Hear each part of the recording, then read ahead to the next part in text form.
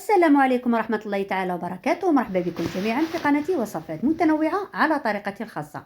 نتمنى إن شاء الله كامل تكونوا بخير وبصحة وعافية، أمين يا ربي. اليوم راح ندير معكم وصفة بوسو تمسو. هذه الوصفة بزاف بنينة وتجي تدوب في الفم. سبق ودرتها لكم في قناتي، لكن راح نعاودوها اليوم، ماشي مشكل. ولكن حنضيف لها واحد الإضافة صغيرة اللي هي راح نحشيها بالحلقومة، يعني وصفة راح تجي بزاف شابة وبنينة.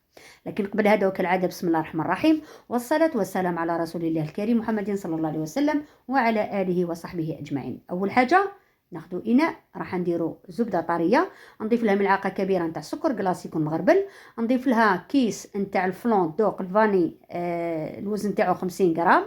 راح نخلط هذه المكونات هكذا شوية، ومن بعد راح نستعمل الباتور. نتوما الزبدة تقدروا ديروا مارغرين، يعني ماشي مشكل. نخلطوا مليح مليح حتى نتحصلوا على قوام كريمي، وميمطون هذاك السكر تاع الفلون لازم كامل يذوب، لازم يذوب هذاك السكر تاع الفلون، ما يقعدش يغزغز كيما راك تشوفوا هنا. لازم تخلطوا مليح مليح. من بعد راح نضيف لها 3 صفار نتاع البيض، وهذه المرحله ايضا راح نزيدوا نخلطوا مليح مليح حتى داك البيض ما يبانش كامل، وميمطون رايحين يدخلوا يمتزجوا كامل هذوك المكونات. هنا اضفت ملعقه كبيره نتاع مبشور الليمون، الملعقه لازم تعمروها مليح مليح، يعني حوالي واحد 6 حبات هكذايا، سكرفجوهم غابيوهم. نزيدو نخلطو شويه. وهنا راح نضيف كاس نتاع الجنجلان يكون محمص ويكون مرحي، يعني حوالي واحد 80 غرام، تقدروا ديروا من 80 الى 100 غرام هنا كيما حبيتو. راح نخلط هكذا بسباتيل. نضيف هنايا كاس الاول نتاع الفارينه، الكاس تاع 220 مليلتر، وزنت الفارينه فيه 150 غرام. نخلط هكذا بسباتيل، يعني من بعد حنكتب لكم هنا اضفت قرصه نتاع الملح، من بعد راح نكتب لكم يعني بالغرام وبالكاس يعني في صندوق الوصف.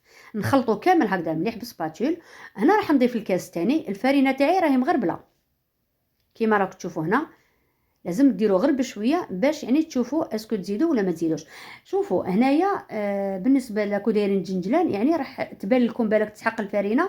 بون الكاس الثاني سي سيغ نديروه كامل، يعني الكاس الثاني، ولكن في الكاس الثالث هنا لازم ديروه غير بالعقل، ممكن ما تلحقوش للنص. علاش؟ الفارينه يعني الجنجلان يشرب لكم هذوك الفارينه وكامل، يعني ممكن ما تزيدوش بزاف. كيما انا هنايا زدت غير نص كاس، نتوما كي تلحقوا الكاس الثالث ديروا غير بشويه، ساسبو تلحقوا للنص ساسبو ما تلحقوش، يعني ممكن تلحقوا للنص، ممكن تفوتوا بشويه او قل بشويه.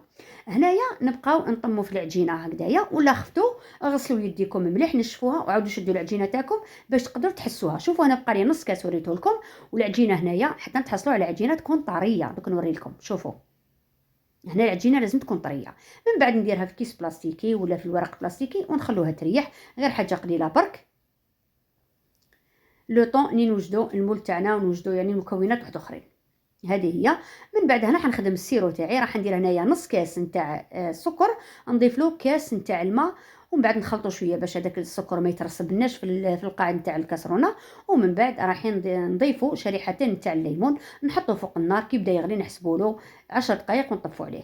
هنا راح نوزلو العجينه تاعنا. هنا راح ندير الكريه 25 غرام، 25 غرام راح يكفي، على خاطر انا حتى جربت سيت خديت العجينه وسيت فداك المول تاع السيليكون لقيتو ابيبري 25 غرام، مع يعني اللي ندير هذيك الحلقومه راح تجي هذيك هي كيما راك تشوفوا. نتوما وزنوا قبل العجينه تاعكم وغطوها وبقاو يعني تخدموا بشويه كيما راك تشوفوا هنا. قلت لكم كي تعودوا تزيدوا الفرينه روحوا لها غير بالعقل. شوفوا هنايا ها ملي كاني كملت كورت كامل هذوك العجينه، كورتها كامل كريات قلت لكم تاع 25 غرام عفوا. ومن بعد الحلقومه، انا عندي حلقومه هذه نتوما اختياري، تقدروا ديروا تقدروا ما ديروش. وجدت المول تاع السيليكون ما درت له حتى اضافه.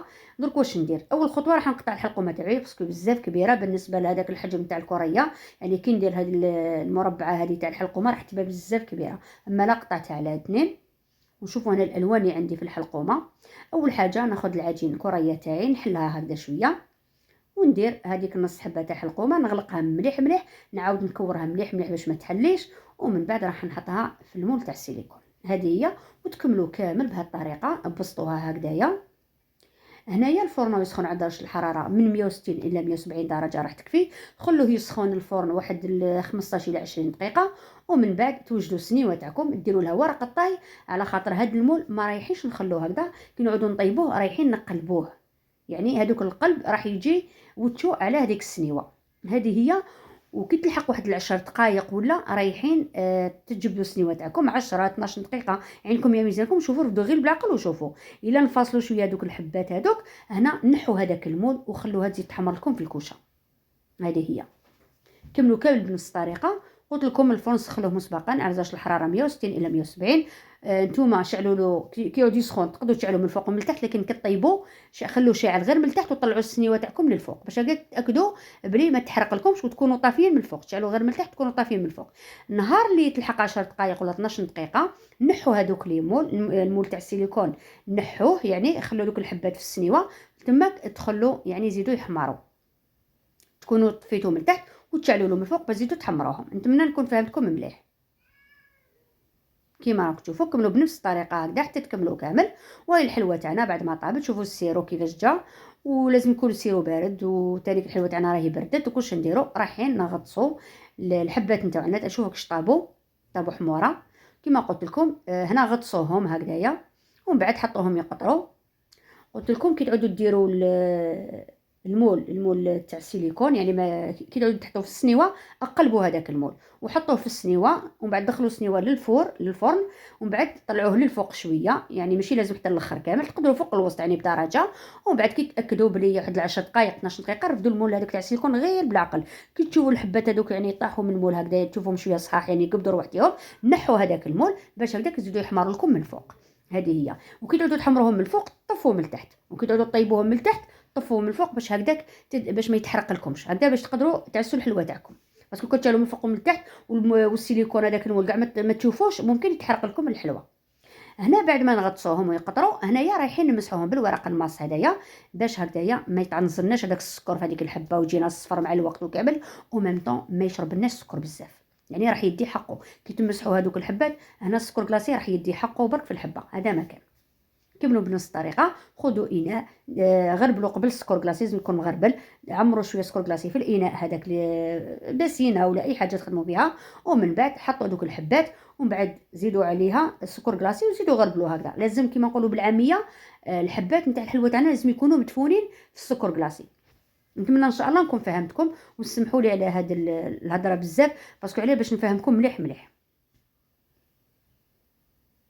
كيما راكم تشوفوا خذوا الحبه بعد واحد 20 دقيقه هكذا، طلعوا الحبه تاعكم. الا ما لقيتوهمش يعني مشمخين مازالهم بخاطر تلقاو منديين شويه، نتوما كي تاكدوا بلي راهم كيما نقولوا الحبه دات حقها تاع السكر، يعني راهم ناشفين، هنا تجيبوا ديك الحبه بقاو تبونسيو فيها على يديكم هكذا، لابوم تاع اليد راحت اليد، بقاو يعني تحكوا فيها هكذا باش تنحوا في الاسفل هذاك السكر الزايد، وميم طون من الفوق هكذا غير بصبعتكم عاودوا نحوا ثاني السكر الزايد، باسكو في الاخر راح نديروا له رشه تاع السكر كلاصي. الوغ سي با لابيل ما ديروش ثقيل هكذاك بالسكر، ما ديرولوش طبقه تاعكم يعني طبقه السكر عاليه.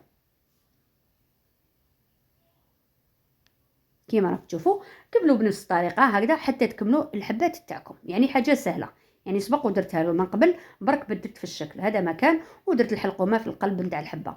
شوفوا انا درت لها رشه خفيفه نتاع السكر كلاصي كيما راكم تشوفوا. وهذه هي الحلوه تاعنا راهي وجدت، حاجه سهله كما قلت لكم.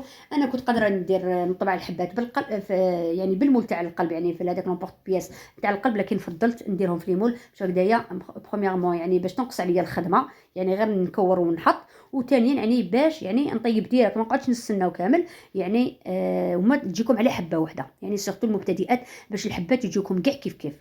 وهنا كيما راكم تشوفوا الحلوه تاعنا راهي وجدت، زينتها بالورق الذهبي ودرت لها دونتيل ذهبي، وكاين اللي درت لها دونتيل ابيض يعني باش يعطينا هذاك الجمال وشبحتها بالورود.